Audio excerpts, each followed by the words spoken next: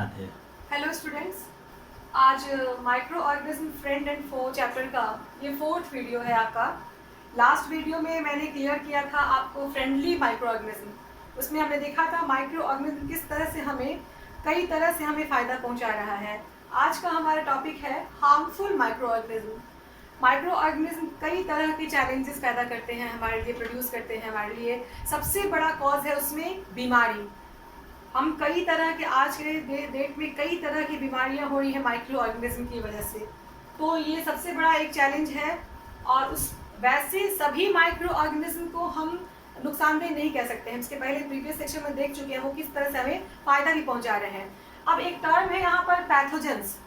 Pathogens का मतलब होता है those micro organism which can cause diseases in human being, in animals and plants.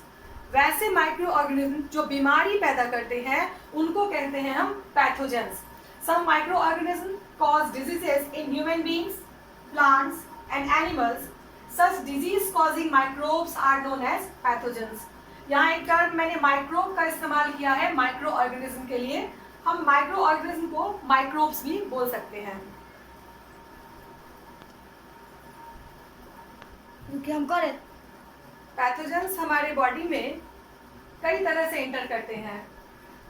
जैसे कई मीडियम है पैथोजेंस का एंट्रेंस का, उसको दिया गया है यहाँ पर। Pathogens enter our body through air, water, food and physical contact. कई सारी बीमारियाँ होती हैं जो हवा से फैलती हैं। कुछ बीमारियाँ हैं जो पानी से, वाटर बॉर्न डिजीज कहलाते हैं।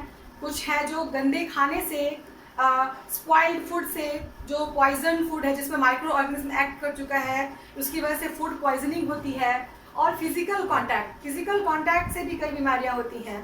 ठीक है, तो पैथोजेंस हमारी बॉडी में इन 4 तरह से प्रवेश करते हैं। पैथोजेंस के जानने के बाद हम जानते हैं कम्युनिकेबल डिजीजेस। कम्युनिकेट का मतलब होता है एक पर्सन दूसरे पर्सन में जाना। तो ऐसी बीमारियां जो माइक्रो ऑर्गेनिज्म की वजह से होती हैं और एक सिक पर्सन से हेल्दी पर्सन में आ जाती हैं, उसको कहते हैं कम्युनिकेबल। सबसे कॉमन एग्जांपल देखिए, कॉमन कोल्ड। अब अगर किसी व्यक्ति को सर्दी हुआ है, कोल्ड हुआ है और वो स्नीजिंग करता है एक हेल्दी पर्सन के सामने, तो स्नीजिंग के साथ फाइन ड्रॉपलेट्स ऑफ वाटर आते हैं, उसमें थाउजेंड्स ऑफ वायरसेस होते हैं। वो वायरस अगले जो हेल्दी पर्सन है उनके बॉडी में इंटर कर जाएगा। किसके द्वारा? एयर के द्वारा। इस तरह से कई बीमारियां होती हैं जिसको यहाँ पे दिया गया है। इसको मैं एक बार बता भी दे रही हूँ। The diseases caused by microbes, micro organism which can spread from a sick person to a healthy person through air, water, food and physical contact are known as communicable diseases. Example है आपका common cold, cholera पानी से होता है, tuberculosis जिसको TB भी कहते हैं। कुछ ऐसी बीमारियां हैं, कुछ ऐसे कम्युनिकेबल डिजीजेस हैं जिसमें इंसेक्ट्स का या किसी कैरियर का बड़ा रोल होता है।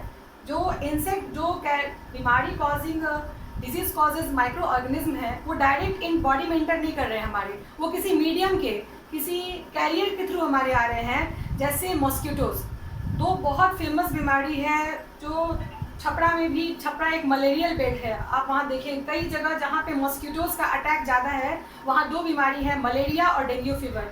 इन दोनों में मॉस्किटो का बड़ा रोल है। और मॉस्किटो बीमारी नहीं करता है, मॉस्किटो अपने अंदर कैरी करता है पैरासाइट्स को।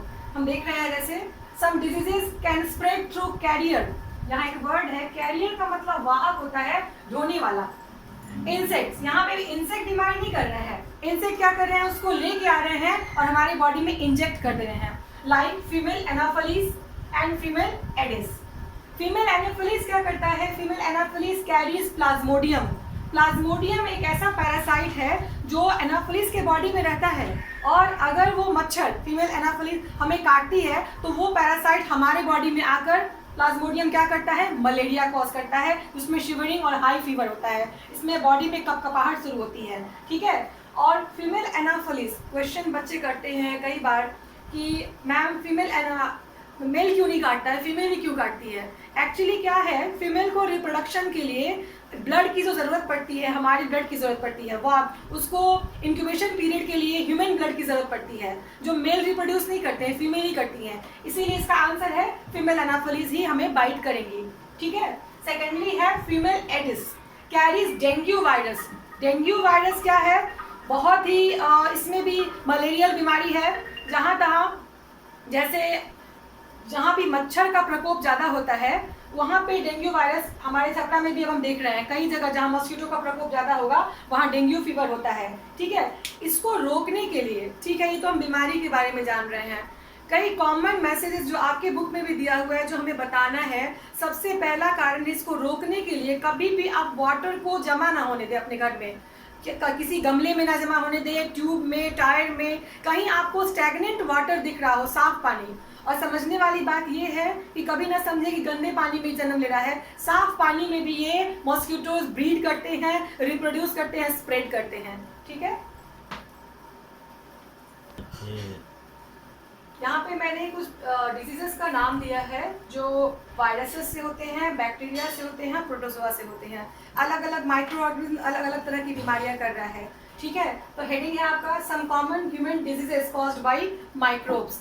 इसमें से बहुत सारे नाम आपके काफ़ी फैमिलियर हैं, आप उनको जानते भी हैं, बट आपको इसको रिमेंबर करना बहुत ज़रूरी है क्योंकि एग्जाम में क्वेश्चन पूछा जाता है। इसीलिए आपको ये याद करना, बीमारी का नाम तो है बट कौन सी बीमारी किस माइक्रो ऑर्गेनिज्म से हो रही है ये आपको जानना बहुत ज़रूरी है। स्पेसिफिक करके मैंने अलग अलग कैटेगराइज कर दिया है आपके कन्वीनियंस के लिए। फर्स्ट है diseases caused bye viruses. Viruses से कौन कौन बीमारियाँ होती हैं?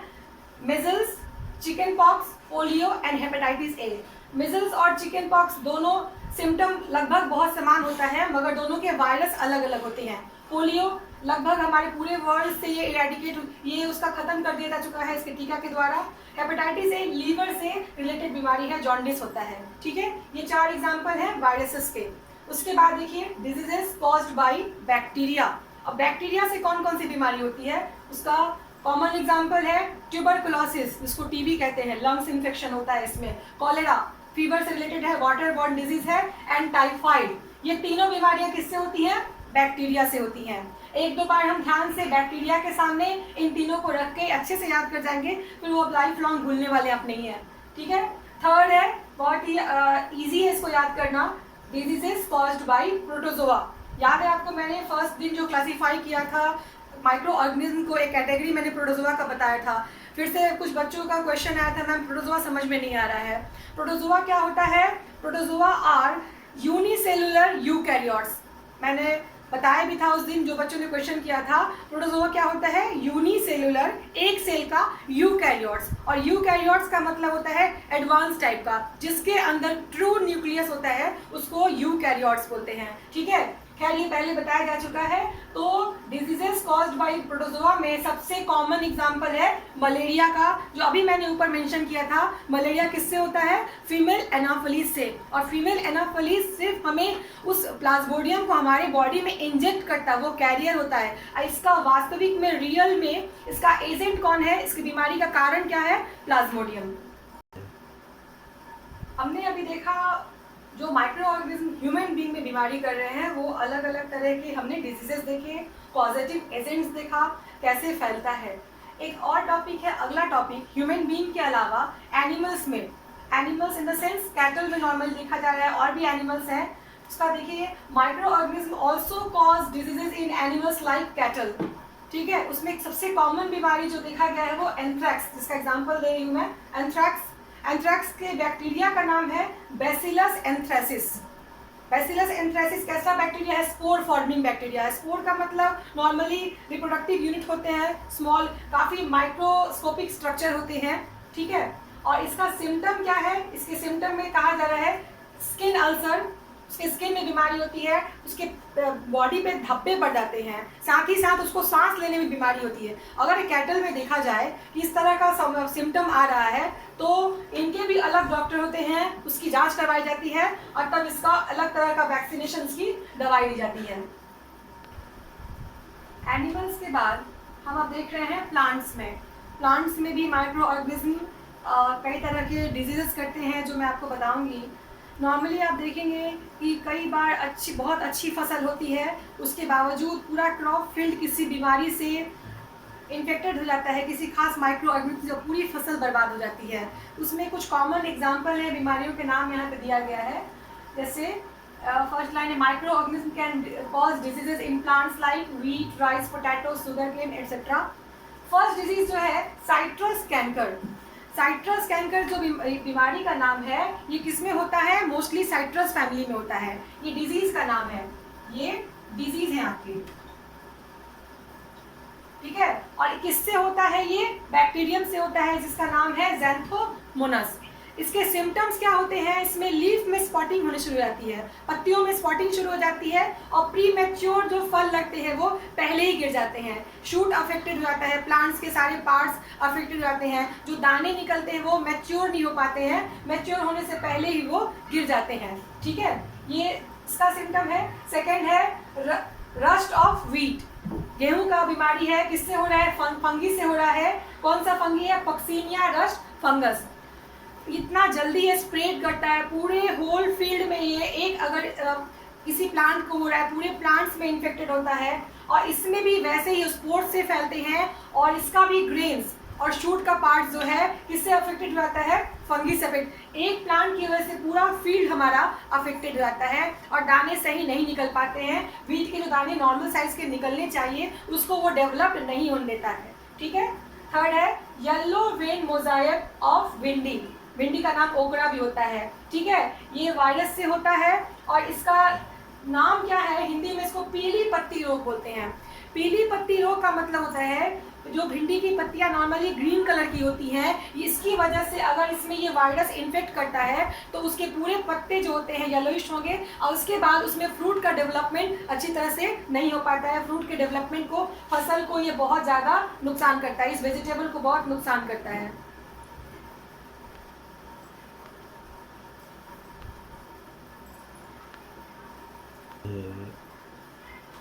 हार्मफुल माइक्रो ऑर्गेनिज्म का जो लास्ट टॉपिक हमारा पढ़ना है वो है फूड पॉइजनिंग। फूड पॉइजनिंग नाम में आपको दिख रहा है कि अगर फूड पॉइजन हो जाए, नॉर्मली हम देखते हैं गर्मी के दिनों में काफ़ी होता है। माइक्रो ऑर्गेनिज्म के प्रोपगेशन के लिए जो रिक्वायर्ड क्लाइमेट होता है वो गर्म, हॉट, और उसको जैसे इसके बाद बारिश, उसको वेट क्लाइमेट चाहिए उसको प्रोपगेशन के लिए।